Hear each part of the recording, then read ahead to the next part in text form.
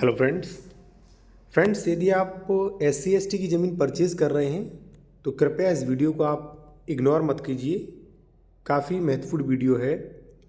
इसमें मैं आपको एक आदेश दिखाऊंगा जो कि सुमन चौहान यूनियन ऑफ इंडिया 2011 फिर यही जो है 2019-2020 में भी रिपीट किया गया है। तो क्या है ये आदेश? यदि आप SC ST की ज़मीन खरीद रहे हैं तो ये आदेश बहुत ही महत्वपूर्ण है आपके लिए। आपको सोचने को मजबूर कर देगा। SC ST की ज़मीन जो है वो आपको नहीं खरीदनी है। क्या कह रहा आदेश वो जान लीजिए। फुटकर दुकान का दिया जाना।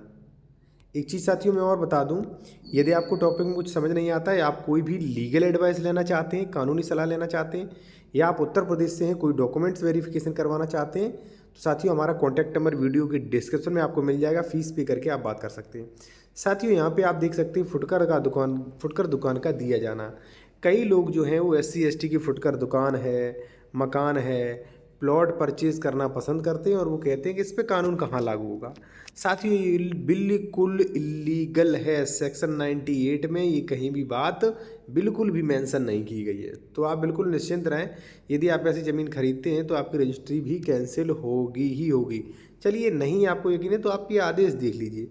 अनुसूचित जाति के सदस्य द्वारा भूमि का अंतरण यानी कि भूमि किसी भी तरीके से ट्रांसफ़र करना, सॉरी ये जो है ये बंद हो गया है। देखिए साथियों, अब देखिए यहाँ पे क्या है, प्रार्थना पत्र प्रेषित किया गया कि अनुसूचित जाति के सदस्य द्वारा निष्पादित पट्टा विलेख उनके समर्थन में प्रेषित किया गया।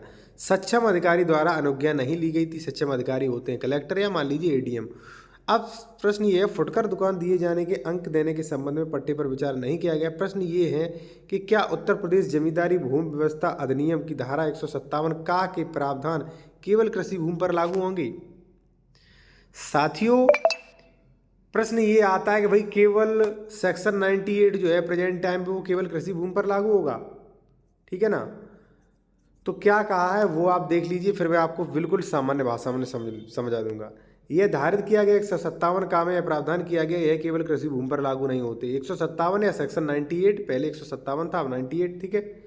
यह धारित किया गया कलेक्टर की अनुज्ञा के बिना पट्टा विलेख निष्पादित किया गया था उसे ठीक ही उपेक्षित यानी कि इग्नोर कर दिया गया। यदि सक्षम अधिकारी की इजाज़त के बिना अनुसूचित जाति के सदस्य पट्टा निष्पादित किया गया तो उसे उपेक्षित किया जा सकता है यानी कि उसे इग्नोर किया जा सकता है।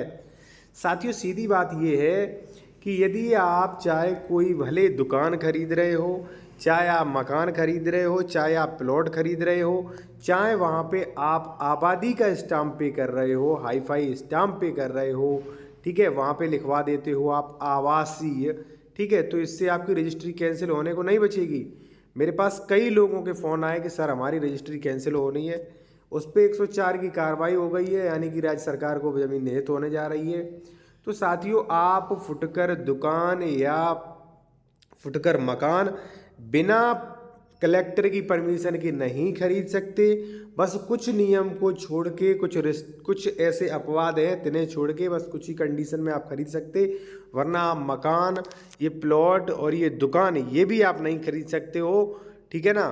आप आवासी का स्टाम्प पे कर दिया तो कहीं ये क्लियर नहीं है कि ये ज़मीन आवासी की हो गई, ठीक है ना। तो आप सावधानी से खरीदिए भाई। SC ST वर्ग के व्यक्ति की ज़मीन खरीद रहे हैं तो ऐसे मत खरीदिएगा आप, ठीक है ना। या तो सेक्शन 98 करिए, ठीक है, या सेक्शन 81 सब सेक्शन 1 को पढ़िए आप, उसके बाद ही खरीदिए, ठीक है। और कोई लीगल एडवाइस लेनी है तो कानूनी सलाह आप ले सकते हैं। कॉन्टैक्ट नंबर वीडियो की डिस्क्रिप्शन में आपको मिल जाएगा।